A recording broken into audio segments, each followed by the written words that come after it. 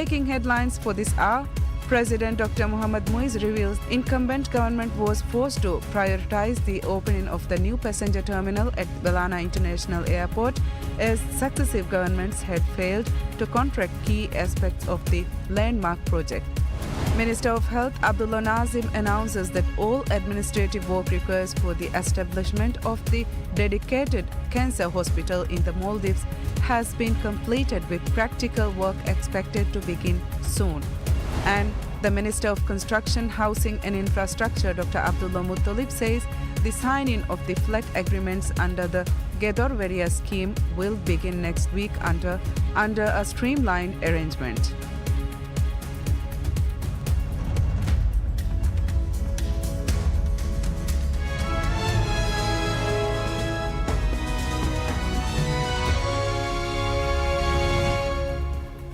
Bismillah ar-Rahman ar-Rahim. Assalamu alaikum and welcome to PSM News in English with me, Abdullah Ahil. And now the news in detail.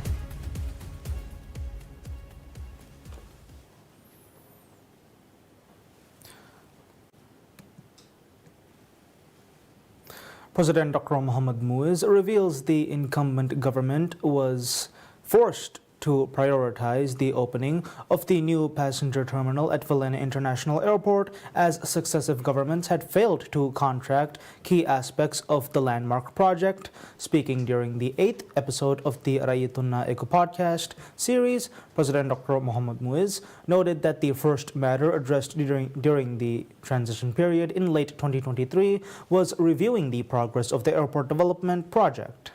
According to the president, despite the completion of the structure of the terminal, key aspects of bringing into operation had been neglected, including interior work and road development to link the terminal to the rest of the airport.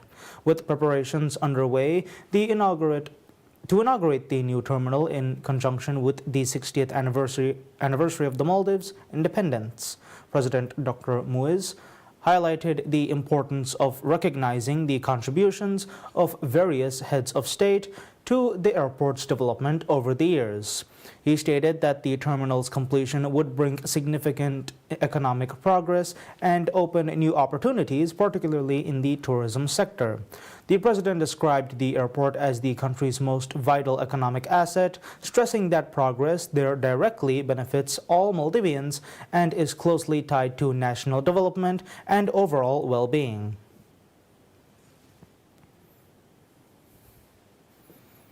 Minister of Health Abdullah Nazim Ibrahim announces that all administrative work required for the establishment of a dedicated cancer hospital in the Maldives has been completed, with practical work expected to begin soon. The minister made the announcement while speaking on the AHA Forum, a public engagement program aimed at facilitating direct interaction between government officials and the public. Minister Nazim, speaking on the forum, said the government attaches great importance to providing treatment opportunities to cancer patients. The minister confirmed that all the administrative work required to build the first cancer hospital in the Maldives has been completed, including the technical feasibility and development of a concept plan. He said the government is currently seeking financial assistance for the implementation phase. The health minister also highlighted the measures taken by the government to encourage the public to focus on cancer prevention. This includes measures to distance the society from cancer-causing habits such as smoking, including the introduction of a generational ban on smoking, banning the import of e-cigarettes and increasing import duties on cigarettes. President Dr. Mohammad Muiz had earlier announced that the development of a cancer hospital in the Maldives will commence this year. He made the announcement at an official ceremony held on the occasion of the Republic Day last year. This year's budget also includes funds for the construction of a cancer hospital.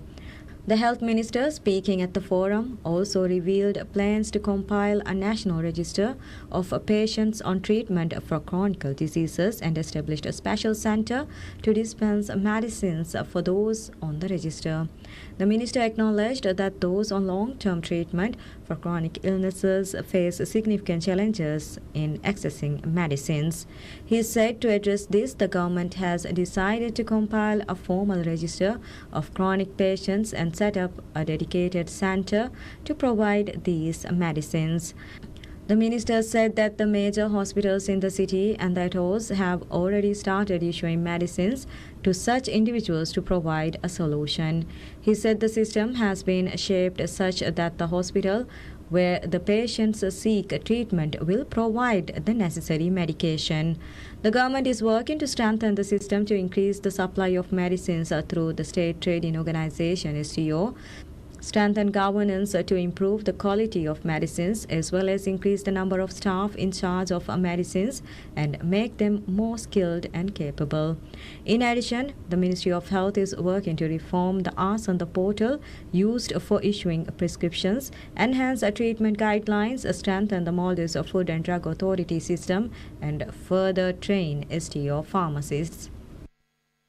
The Minister of Construction, Housing and Infrastructure, Dr. Abdullah Muttalib, says the signing of the flat agreements under the Gidarwariya scheme will begin next week under a streamlined arrangement in response to a question from a citizen. The Housing Minister had earlier stated that agreement signing of flat recipients would begin during the first week of July. However, the public has been expressing concern over delays in the process. The minister said, responding to the concerns, that the list of confirmed flat recipients is being finalized after considering the complaints submitted regarding the interim flat list. The minister said the process is taking a considerable amount of time, as it takes a time to verify and validate the information submitted by applicants through various government agencies. The minister emphasized that the agreement signing process is not a task that can be easily conducted within the ministry's offices. He said special arrangements are therefore being made to manage the process efficiently. He assured as these processes are being carried out simultaneously, the agreement signing will begin this month as previously promised by the government. Due to serious concerns raised over the allocation process of flats under the 4,000 housing unit project, the government formed a special committee to review the matter. While several individuals on the interim list do not meet the eligibility requirements, the committee has provided the opportunity for the public to respond and submit complaints on the list. The government is now reviewing the complaints received to this list. The government has not compiled a new list of flat recipients, and instead the existing list issued by the previous government on 15th November 2023 is being reviewed to verify whether those listed qualify for flats under the program. At the forum, the minister further stated that the proposed housing bill currently submitted to the parliament will help eliminate the submission of false information in housing applications and bring fairness to the allocation process. He noted that a large number of applicants submit false information on their applications in hopes of scoring more points, including information on their current living conditions that do not give a true picture of their place of residence. The minister also addressed concerns raised by the public regarding the current point form, which gives fewer points to applicants with no children. He confirmed that President Dr. Mohammad Muiz has already decided to take into consideration the situation of childless couples and reform the point system for housing projects to accommodate them. He said a special criteria will be established for awarding marks to those who do not have children.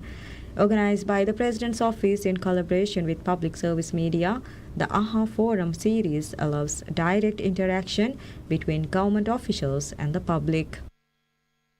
Minister of Tourism and Environment, Tariq Ibrahim, states that nearly 600,000 trees have been planted so far under the government's 5 million trees program. The minister made the announcement while responding to a question posed by a citizen on the AHA Forum, a public engagement program aimed at facilitating direct interaction between government officials and the public. The 5 million trees program, a key presidential pledge of President Dr. Mohammad Muiz, was first announced by him at the 28th session of the conference of the parties of the United Nations Framework Convention on Climate Change held in Dubai. The program, which aims to plant a total of 5 million trees over 5 years, was officially launched on the Environment Day last year. Government-owned companies and various agencies, as well as private companies and individuals, are contributing to the project. According to the minister, over the last year, a total of 595,000 trees have been planted in various islands across the Maldives. He said this amount includes contributions from state-owned enterprises, tourist resource island councils, private individuals, as well as companies. The 5 million trees program is the largest tree planting program to be implemented in the Maldives to date. Although the program aims to plant 5 million trees, 6.3 million trees have already been pledged by various institutes and individuals, exceeding the target. The government aims to plant at least 2 million trees by the end of this year. The government has stated that the current tree planting initiative will be different to similar initiatives undertaken in the past.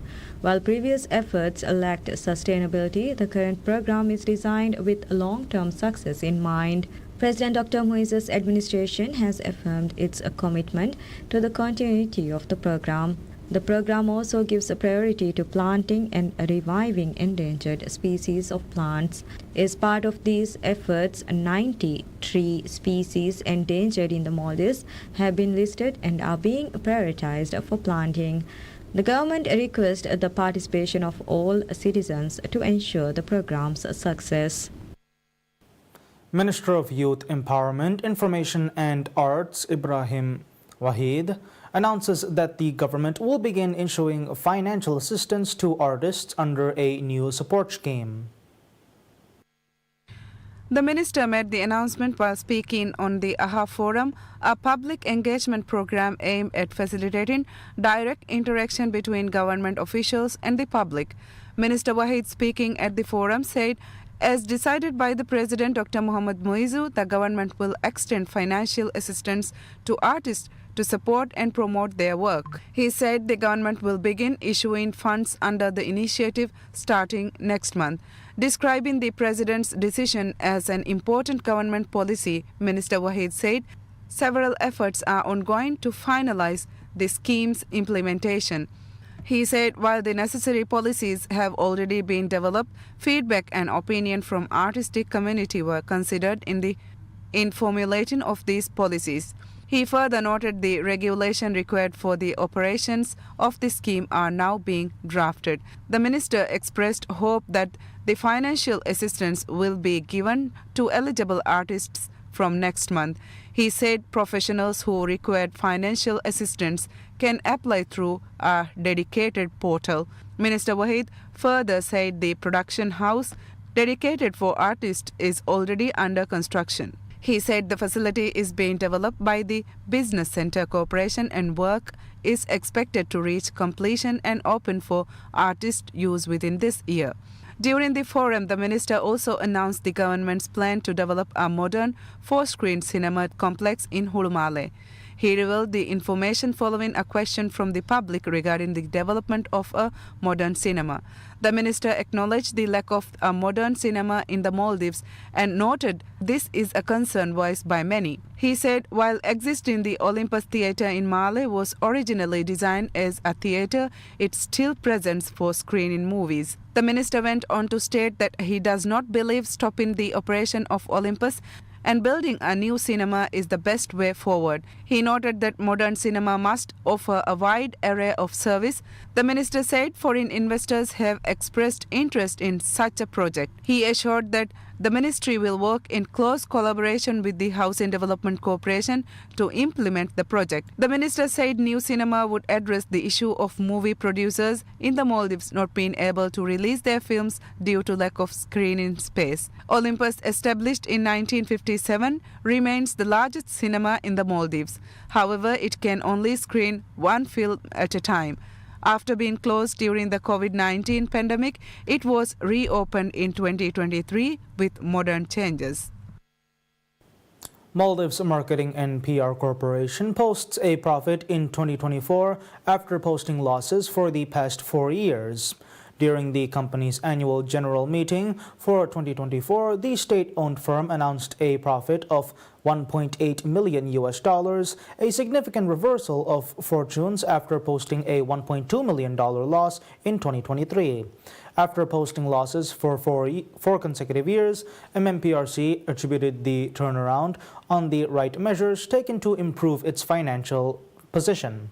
MMPRC has increased membership fees this year and increased revenue by 20% from advertising sales. The report said the hike in roadshow and fair participation fees is expected to increase total revenue by 49% this year.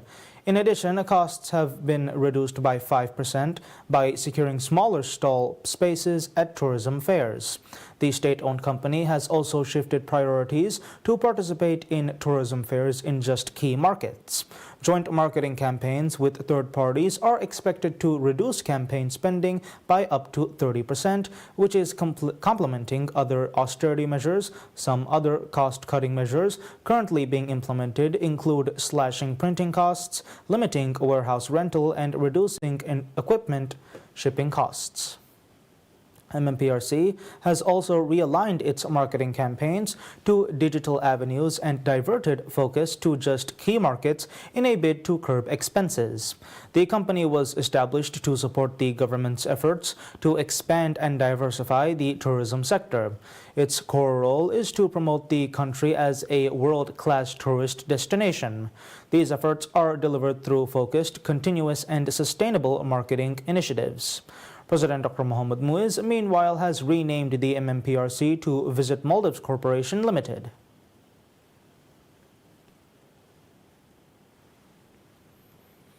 The Minister of Construction, Housing and Infrastructure, Dr. Abdullah Muttalib, says the government is looking to annul the Giravaru land reclamation contract and explore alternative avenues to complete the project.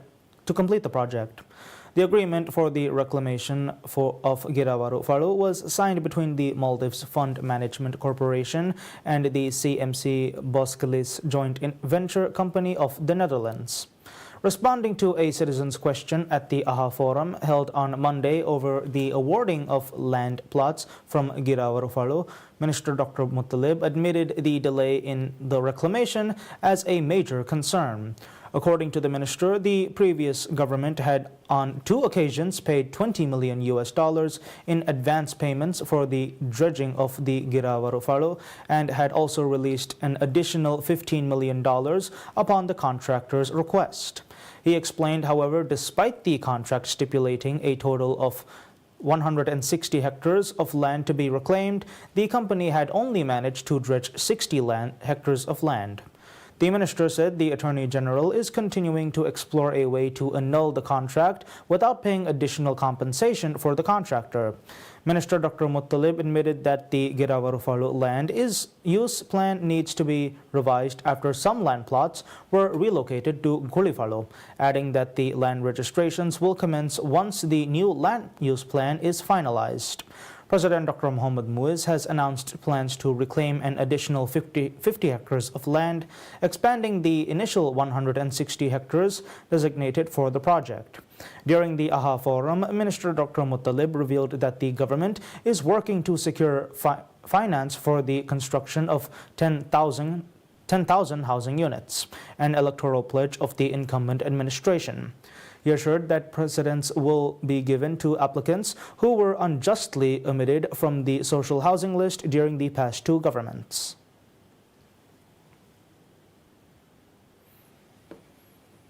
Maldives signs an agreement with China on coconut tree pest control in the island nation. The implementation agreement for the assistance project on the coconut tree pest control in Maldives was signed by the Minister of Agriculture and Animal Welfare, Dr. Maria Maria, and the Ambassador of China to the Maldives, Kwang Jianhua, on Tuesday.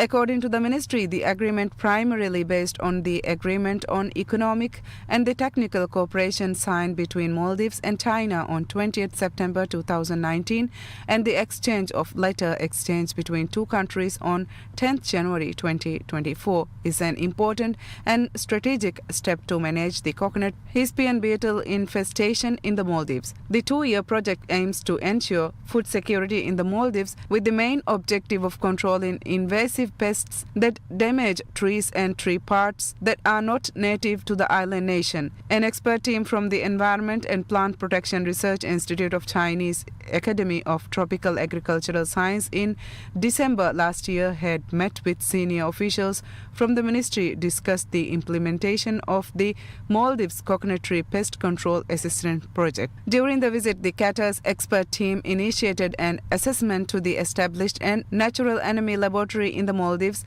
dedicated to combating the coconut hispid beetle. The chosen site for this laboratory is Hanimadu Agriculture Center, where the team gathered necessary information to expedite the project's progress. The establishment of this laboratory is a critical step towards sustainable pest management and will aid in preserving the health of coconut palm and ensuring the continuity of this vital natural resource. Additionally, the Qatar's team, in collaboration with the Agricultural Ministry, visited Mafai Island in Halif Atoll to explore efforts in developing a biological control program for the coconut hispid beetle.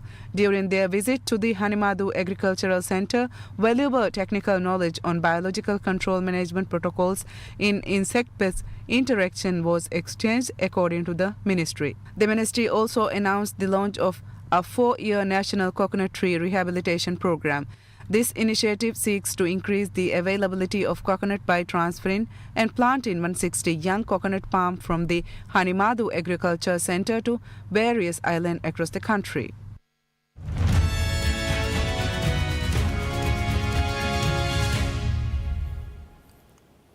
Tesla marks its official entry into the Indian market by launching its first showroom in Mumbai, the country's financial capital. The US EV maker also launched its Model Y at about $70,000 in India, the highest price among major markets, as the US automaker grappled with slowing sales bets on prospects in a country CEO Elon Musk has long criticized for its high import tariffs. With deliveries estimated to start from the third quarter, Tesla is targeting a niche electric vehicle segment in India that accounts for just 4% of overall sales in the world's third largest car market. It was about 2 months of grilling that we had together with the Tesla architect team of what color theme will go best. We were working around with red and grays, and then we finally ended up going for all whites, considering the size of the showroom. And in about 45 days for executing the job.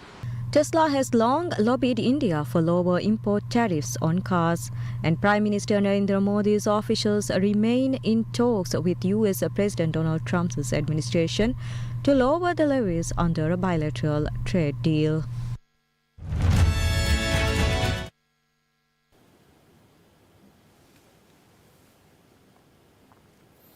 U.S. Secretary of Defense Pete Hegseth hosts German Minister of Defense Boris Pistorius to discuss the country's security partnership, including adding to NATO's defense spending. Pistorius is expected to seek clarity on American arms supplies to Ukraine, missile deployment plans, and the future of U.S. troop levels in Europe. As European officials fret over a possible future attack from Russia and brace for a drawdown of U.S. forces, Germany loosened its constitutional debt brake to meet NATO's new core military spending target of 3.5% of national output by 2029. The move will boost German defense spending to 162 billion euros in 2029 from 95 billion euros in the draft budget for 2025.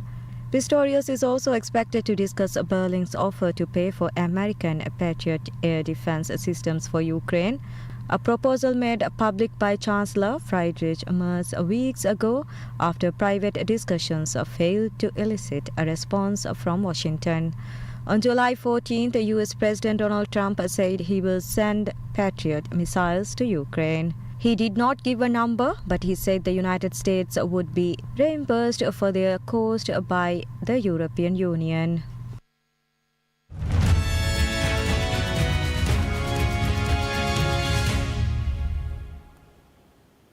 The quickest bull run at this year's San Fermin Festival marks the last day of the world-famous event.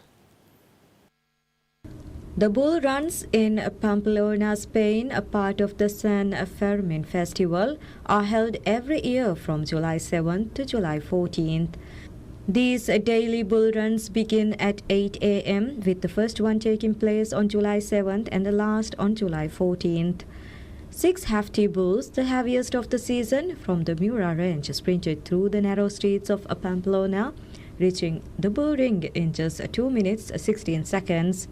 According to emergency services, 2 people were transferred to local hospitals, one with a cranial contusion and the other with a contusion to the back. Hundreds of runners dressed in the traditional white outfits with red neckerchiefs sprinted ahead of the powerful animal along the 875-meter route. Thousands of tourists come all over the world to run alongside locals over 7 days, making San Fermin the most famous of the festivals involving bulls that take place across Spain during the summer months. And that's all the news we have for today. We'll be back with any further updates. Until then, I'm Abdullah Ahil from PSM News.